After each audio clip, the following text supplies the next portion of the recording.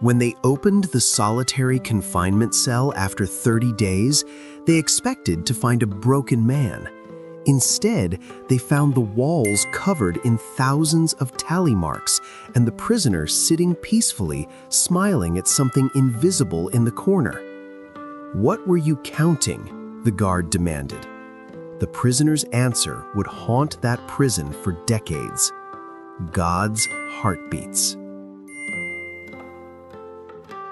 Ulaanbaatar Prison, Mongolia, 1964. Erdene had been a doctor before the purges. His crime? Praying over a dying child when medicine had failed. The state called it spreading religious superstition. His sentence? 15 years. But the real punishment wasn't the years, it was the question that tortured him more than any guard could. If God heard prayers, why did that child die anyway? Why did God stay silent while innocent people suffered? Erdene stopped praying after that. If God wouldn't listen to a desperate father begging for his daughter's life, why would he listen to anyone? In the prison, Erdene became known as the Silent Doctor. He'd treat injured prisoners with whatever supplies he could scavenge, but he never spoke about faith, never prayed, never offered false hope. "You used to believe," said Kenbish, an old lama imprisoned for refusing to renounce his monastery. "What happened?" "I asked God 1,000 questions," Erdene replied bitterly. "He answered 0 times. The mathematics are clear."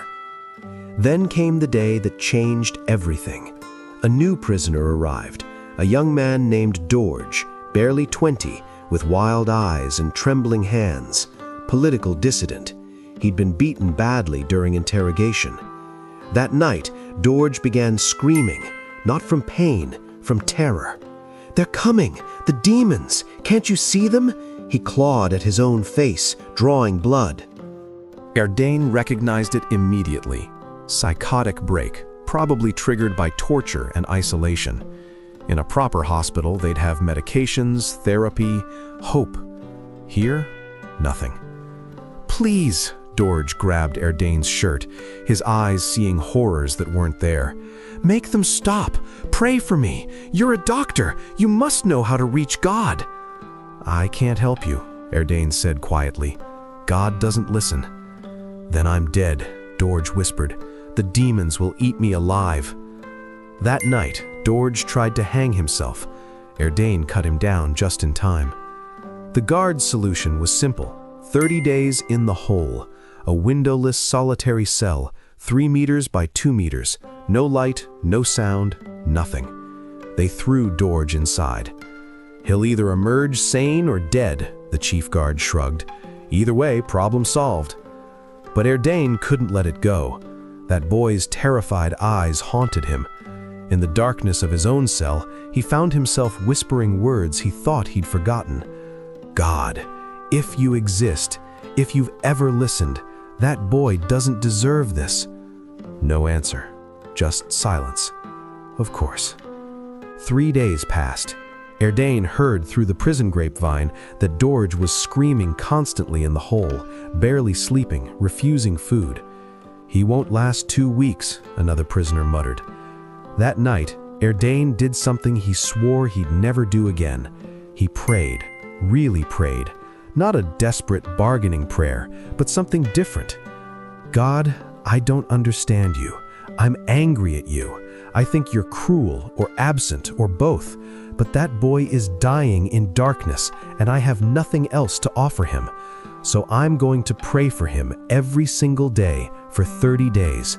Not because I believe you'll answer, but because maybe the act of praying itself means something. Maybe love counts even when it's stupid and useless. This is all I have. Please, let it be enough." Every morning at dawn, Erdene prayed for Dorj. Every evening at dusk, he prayed again. He kept a tally on his cell wall with a stolen nail, 1 mark for each prayer. 60 marks over 30 days. Other prisoners noticed. "Why are you praying for him? You don't even believe." "I don't know," Erdene admitted. Maybe I'm praying to see if God proves me wrong. Or maybe I'm praying because loving someone in the dark is the only protest left against the darkness. On day 15, Kenbish, the old lama, asked, "What do you think prayer is, doctor?" "Talking to silence," Erdane said bitterly. "No," Kenbish smiled gently. "Prayer is becoming the answer to someone else's prayer. You think God isn't listening?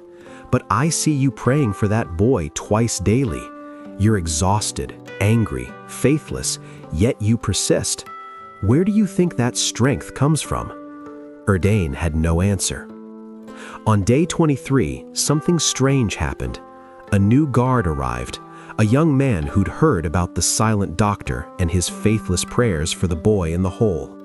That night, the guard slipped extra food through Erdane's cell bars. "For your friend in solitary. I'll make sure he gets it." "Why?" Erdane asked, stunned. The guard looked uncomfortable. "My brother had a mental breakdown last year. Someone showed him kindness when everyone else called him possessed. Your prayers, even if they're talking to nothing, they reminded me that kindness still matters." The food reached Dorj. It wasn't much, but in that black hole of isolation, it was everything. Day 30 arrived. They opened the hole expecting a corpse or a madman. Instead, they found Dorj sitting calmly, his walls covered in tally marks scratched with his fingernails, thousands of them, organized in strange patterns. "What is this?" the guard demanded. Dorj looked up, his eyes clear for the first time in a month. "I was dying in here. The darkness was eating me. But then I started feeling something, like a rhythm, like a pulse in the silence. At first, I thought I was hallucinating, but it was steady, constant, so I started counting it, marking it.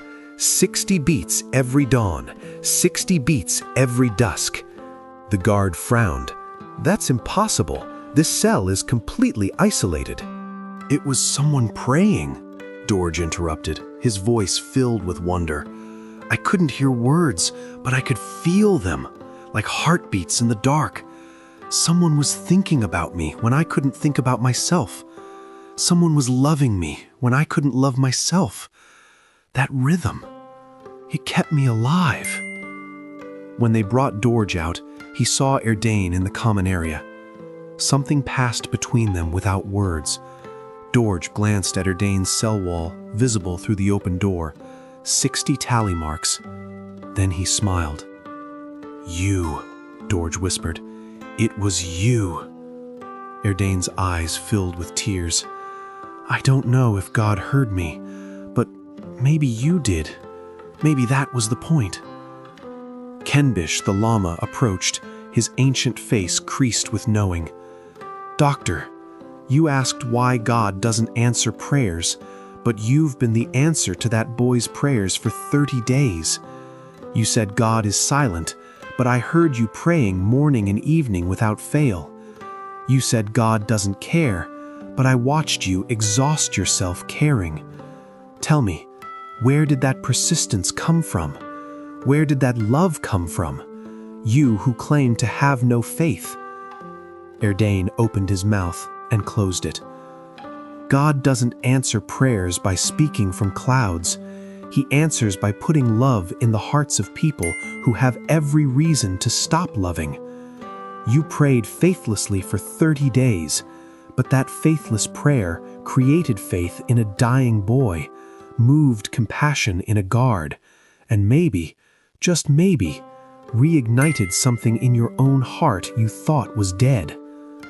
That night, Erdane stared at his 60 tally marks. He realized something that shattered and rebuilt him simultaneously. Prayer isn't talking to God. Prayer is letting God's love flow through you to others, even when you're angry, even when you doubt, even when you're sure no one's listening. Dorj survived. The demons in his mind eventually quieted, not through medication, but through the profound knowledge that he wasn't alone in the darkness. Someone had been breathing love into that void twice daily for 30 days. 17 years later, Erdene was released. Mongolia had changed. Religion was slowly being permitted again. On his first day of freedom, he found Dorj, now a teacher, married, stable, waiting outside the prison gates. "I knew you'd be released today," Dorj said. "I've been praying for you, twice daily, for 17 years. Erdene broke down weeping. "You taught me something in that prison," Dorj said softly. "God doesn't always remove the darkness, but He makes sure we're never alone in it. Sometimes He sends prayers we can't hear with our ears, but can feel with our souls. You were God's answer to my prayer, and maybe I'm His answer to yours." "What prayer?" Erdene asked. "The one you didn't know you were praying. Show me you're real." God didn't shout from heaven.